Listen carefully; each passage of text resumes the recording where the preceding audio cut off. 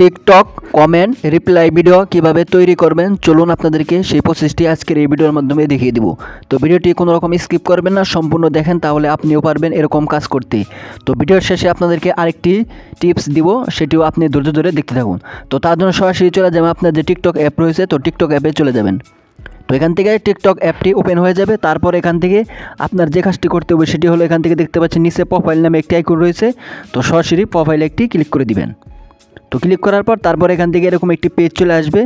তারপর এখান থেকে আপনার ভিডিওতে চলে যাবেন। ভিডিওতে আসার পর তারপর এখান থেকে দেখতে পাচ্ছেন কমেন্ট নামে অপশন রয়েছে, তো সরাসরি কমেন্টে ক্লিক করে দিবেন। তো ক্লিক করার পর তারপর এখান থেকে যার কমেন্ট আপনি রিপ্লাই ভিডিও করতে চাচ্ছেন তার কমেন্টের উপরে ট্যাপ করে ধরে রাখবেন। তো ট্যাপ করার পর তারপর এখান থেকে দেখতে পাচ্ছেন রিপ্লাই উইথ ভিডিও যে অপশন রয়েছে, তো সরাসরি এখানে একটি ক্লিক করে দিবেন। তো এখানে ক্লিক করার পর তারপর এখান থেকে আপনার ক্যামেরা চালু হয়ে যাবে।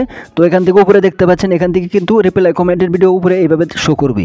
তো এখান থেকে আপনি চাইলে গ্যালারি থেকেও কিন্তু আপনার ভিডিও আগে থেকে তৈরি করা থাকলে সেগুলো এখানে আনে আপনি আপলোড করতে পারেন। তো এখান থেকে আমি একটি জাস্ট ভিডিও করে আপনাদেরকে দেখিয়ে দিচ্ছি। তো এখান থেকে আপনি ভয়েস ভিডিও বা যে কোনো ভিডিও একেবারে তৈরি করবেন। তো তৈরি করার পর তারপর এখান থেকে আপনি 15 সেকেন্ড করে নিতে পারেন। তো আমি জাস্ট দেখানোর জন্য 5 সেকেন্ড করে নিলাম। তো করার পর এখান থেকে রাইটে ক্লিক করে দিবেন।